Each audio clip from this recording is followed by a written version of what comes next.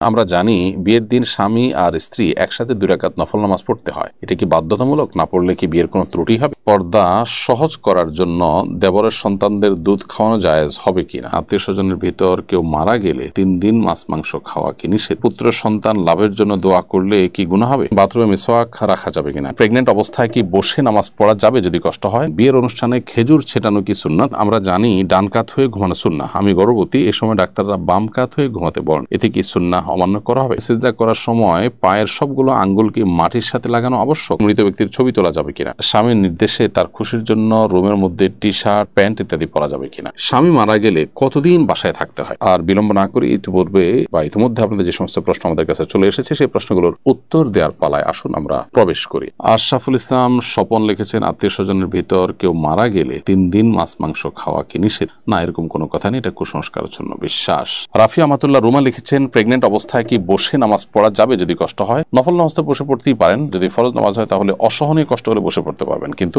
যদি সহনীয় থাকে তাহলে আপনাকে দাঁড়িয়ে নামাজ আদায় করতে হবে। মেহরাব হোসেন লিখেছেন, সিজদা করার সময় পায়ের সবগুলো আঙ্গুল কি মাটির সাথে লাগানো আবশ্যক? জি হ্যাঁ, নবী সাল্লাল্লাহু আলাইহি ওয়াসাল্লাম বলেছেন, উমিরতু আন আসজুদা আলা সাবআতি আযমিন, 7টি আঙ্গুল উপরে সিজদা করতে আমাকে নির্দেশ করা হয়েছে।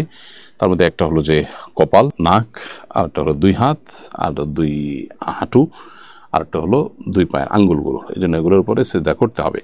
যদি অল্প সময়ের জন্য উঠে গেছে সামান্য আবার নেমে গেছে তাহলে সেক্ষেত্রে নামাজ হয়ে যাবে ইনশাআল্লাহ। যদি একবারও আপনি আঙ্গুল ফ্লোরে টাচ না করে থাকেন তাহলে আপনার সিজদা হয়নি। সাবিহা সুলতানা জান্নাত লিখেছেন, আমরা জানি ডান কাত হয়ে ঘুমানো সুন্নাহ। আমি গর্ভবতী, এ সময় ডাক্তাররা বাম কাত হয়ে ঘুমাতে বলেন, এতে কি সুন্নাহ অমান্য করা হবে? প্রথম কথা হলো যে ডান কাত হয়ে শোয়াটা এটা সুন্নাহ, বিভিন্ন হাদিসের আলোকে এটি সাব্যস্ত, কিন্তু বাম কাত হয়ে শোয়াটা তো নাজায়েজ নয়, হারাম নয়।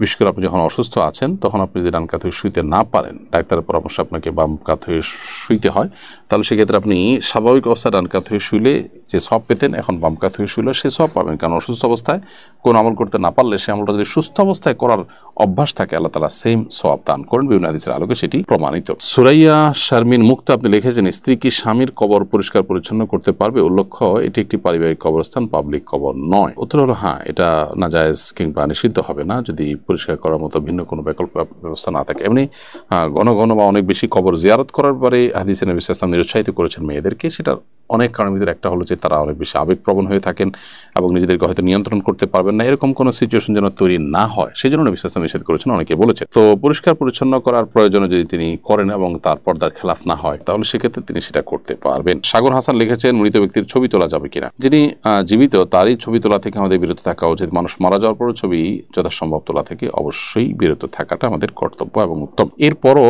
যদি কেউ ছবি তুলে ফেলেন সেটা প্রিন্ট না করে শুধু ফটোগ্রাফিক ছবি হিসেবে যদি থাকতে পারে, কিন্তু মানুষ মারা যাওয়ার পর চেহারার মধ্যে বিকৃতি অনেক সময় ঘটে, এজন্য যথাসম্ভব এগুলো অ্যাভয়েড করাটাই উচিত। যদি কেউ তুলে ফেলেন সেটা প্রিন্ট না করে পড়ে থাকলেও সেটা হয়তো হারাম হবে না। ফটোগ্রাফিক ছবি জায়েজ যে মত আছে সে মতের আলোকে তারপরেও তাকওয়ার দাবি হবে উত্তোলন করা থেকে বিরত থাকা এরকম অবস্থায়। ওবায়দুল্লাহ বিন লিয়াকত আপনার প্রশ্ন আপনি লিখেছেন, বিয়ের অনুষ্ঠানে খেজুর ছেটানো কি সুন্নাত? বিয়ের অনুষ্ঠানে খেজুর ছেটানো সম্পর্কিত একটি হাদিস রয়েছে, সেই হাদিসের সনদ দুর্বল, যার কারণে এটিকে সুন্নাত বলা কঠিন, তবে জায়েজ। কেউ চাইলে এটাকে ছেটাতে পারেন, আবার কেউ চাইলে হাতে হাতে দিয়ে দিতে পারেন। তবে হ্যাঁ, বিয়ের আদ্য অনুষ্ঠান সম্পন্ন হওয়ার পর মিষ্টান্ন খাওয়া বা মিষ্টিমুখ করানো খেজুর খাওয়া এটি সাহাবীদের আমল দ্বারা বা বিভিন্ন হাদিস দ্বারা সাবেত এবং সাব্যস্ত আছে, তবে ছিটিয়ে দিতে হবে এমন কোনো কথা নেই এবং সেটি হাদিসের আলোকে সাব্যস্ত হয় নিজে ছিটাতেই হবে। তবে আনন্দ বাড়াতে গিয়ে নিজের মধ্যে ছিটিয়াতে চাইলে সেটি জায়েজ আছে। তানজিলা তনি আপনি লিখেছেন, স্বামী মারা গেলে কতদিন বাসায় থাকতে হয়?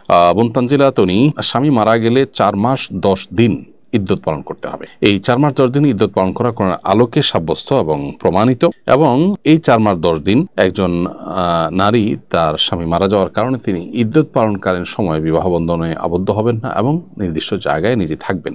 নির্দিষ্ট জায়গায় থাকবেন বলতে একটা কক্ষের ভেতরে আবদ্ধ থাকবেন না, নিজের ঠিকানার মধ্যে থাকবেন। বাহিরে ডাক্তার কবিরাজের কাছে যাওয়া কিংবা বাজারে যাওয়া, শপিং এ যাওয়া, অন্য বাড়িতে বেড়াতে যাওয়া, এগুলো থেকে বিরত থাকবেন। একান্ত নিরুপায় না হলে, একান্ত নিরুপায় হলে আপনি অসুস্থ হয়ে গেছেন তখন আপনি হসপিটালে যেতে পারেন অবশ্যই। তো এখানে আপনার যে ঘরে আপনি ইদ্যত পালন করবেন সেই ঘরের চৌহর্জিতে আপনি থাকবেন, একান্ত প্রয়োজন ছাড়া বাহিরে যাবেন না। এবং ঘরেও দিনের বেলাতে আপনি যথাসম্ভব ভেতরে থাকার চেষ্টা করবেন, প্রয়োজন হলে একান্ত বাহিরে যাবেন, কিন্তু রাতের বেলা যথাসম্ভব আপনি ঘরের মধ্যেই থাকবেন, আর একান্ত প্রয়োজন হলে সেটাও বের হতে পারবেন। খোলাসা কথা হলো 4 মাস 10 দিন পর্যন্ত বাড়ির চৌহর্দের মধ্যে আমাদেরকে মা বোনদেরকে থাকতে হবে যদি স্বামী মারা যান। মাহবুব আলম আপনি লিখেছেন, মসজিদে প্রবেশের সময় যদি ডান পায়ের পরিবর্তে বাম পা আগে দিয়ে ফেলি তাহলে কি গুনাহগার হব? যেহেতু ডান পা দিয়ে মসজিদে প্রবেশ করাটা সুন্নাহ বা মুস্তাহাব, অতএব ভুলবশত বাম পা দিয়ে ফেললে আপনি গুনাহগার হবেন না।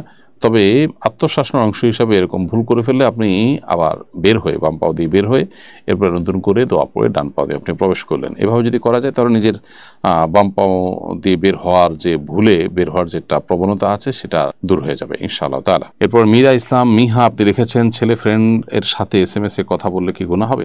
খুব প্রয়োজনীয় কথা থাকলে সেটা আলাপ করতে পারেন, কিন্তু বেপ্রয়োজনীয় অপ্রয়োজনীয় কথা বললে সেখান থেকে ফিতনা দ্বারা মুক্ত হবে, সেজন্য সেটা না জায়েজ হবে। আলিনা আসফিয়া আপনি লিখেছেন, স্বামীর নির্দেশে তার খুশির জন্য রুমের মধ্যে টি শার্ট প্যান্ট ইত্যাদি পরা যাবে কিনা? স্বামীর যদি নির্দেশ করেন যে তার কাছে ভালো লাগে বা তার পছন্দ, সেটার উপর আমল করতে গিয়ে এরকম করলে সেটা গুনাহ হবে না, সেটা জায়েজ আছে। তবে স্বামীর রুচির মধ্যে এই বৈকল্য যেন না আসে যে পশ্চিমাদের মতো হলে ভালো লাগবে, এটা যেন না আসে। কিন্তু ঘরের মধ্যে স্বামীর নির্দেশ পালনার্থে এরকম পোশাক আশাক পরতে কোনো অসুবিধা নেই, বিশেষ করে মেয়েদের জন্য যেগুলো তৈরি করা হয়েছে আলাদা করে, পুরুষদেরটা না, যাতে করে পুরুষদের বেশভূষা ধারণ করা না হয়। এমনি দেলোয়ার হোসেন সরকার লিখেছেন, বান্দার হক থেকে মাপ পাওয়ার উপায় কি? বান্দার হক থেকে মাপ পাওয়ার উপায় হলো বান্দার কাছে মাপ চাওয়া অথবা বান্দার প্রাপ্যটা তার কাছে ফেরত দিয়ে দেওয়া, এ দুটি। এর বাইরে আসলে বান্দার হক থেকে মাপ পাওয়া কঠিন, বিশেষ করে যখন আর্থিক অধিকার হবে তখন সেটা ফেরত দেওয়া এবং পাশাপাশি আল্লাহর কাছে মাপ চাওয়া। তারপর যদি অন্য কোনো অধিকার হয়ে থাকে, তাকে মুখ দিয়ে কষ্ট দিয়েছেন, তাহলে আপনি তার কাছে মাপ চাইবেন যে কোনোভাবে,